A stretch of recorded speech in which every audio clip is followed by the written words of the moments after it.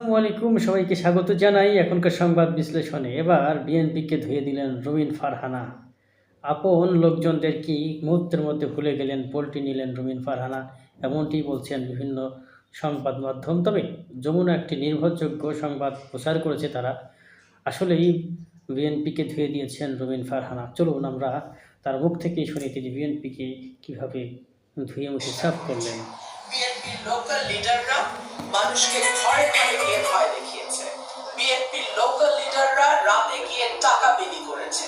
বিএনপির local লিডাররা vote remote সেন্টারগুলো ধামাউড়া, মোরাইলের, ধামাউড়া, ধোবাজাইল ওগুলোতে গিয়ে ভোট ছাপিয়েছে, রিগ করেছে এবং তারা ফলাফল বিভিন্ন কেন্দ্রে আটকে রেখেছে।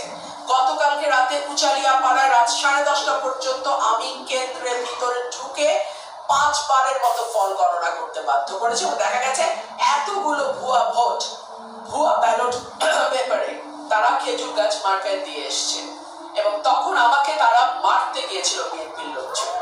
সেনাবাহিনী গিয়ে পরিস্থিতি নিয়ন্ত্রণে আনে। বাংলাদেশ সেনাবাহিনীর ভূমিকা 2026-এর নির্বাচনে অনবদ্য এবং তাদেরকে স্যালুট জানাই আমি তাদের ভূমিকার জন্য।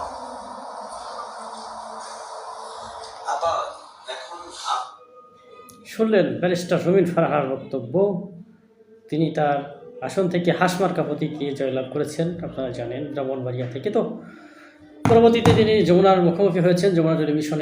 যমুনা টেলিভিশন, যেটি জুলাই বিপ্লবে গুরুত্বপূর্ণ ভূমিকা পালন করেছিল, তারা হঠাৎ করে দালালি শুরু করেছে বিএনপির, এমনটি বলছেন রাজনৈতিক বিশ্লেষক এবং সামাজিক যোগাযোগ মাধ্যমে বিভিন্ন ব্যবহারকারীরা। আমরা তার হাতে নাতে প্রমাণও কিছুটা পেয়েছি নির্বাচনের আগের রাত থেকে নির্বাচন পরবর্তী সময়গুলোতে। তবে আবার তারা পোল্টিবাজি করে আবার আগের জায়গায় ফেরার চেষ্টা করছে। তারা জনগণের সাথেই আছে এমনটি শাস্তি চাচ্ছে। এখন তো বিএনপির বিজয় হয়ে গেছে, এখন তো আর মিডিয়া স্ট্যান্ডবাজি, মিডিয়া কুকরার প্রয়োজন নয়। তবে শক্তিশালী ভূমিকা পালন করেছে তারেক রহমানের বিজয়ে এই মিডিয়া। বিভিন্ন পেশাদার মানুষ তো রয়েছেই, পাশাপাশি মিডিয়ার একটা বড় ভূমিকা ছিল তারেক রহমানের বিজয়ে, যার ফল আপনারা দেখতে পেয়েছেন।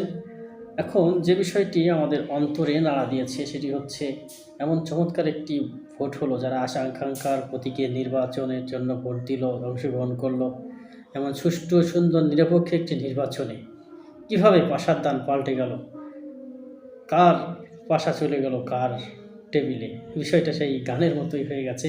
যাই হোক, তারেক রহমান জয়লাভ করেছেন, তাকে অভিনন্দন।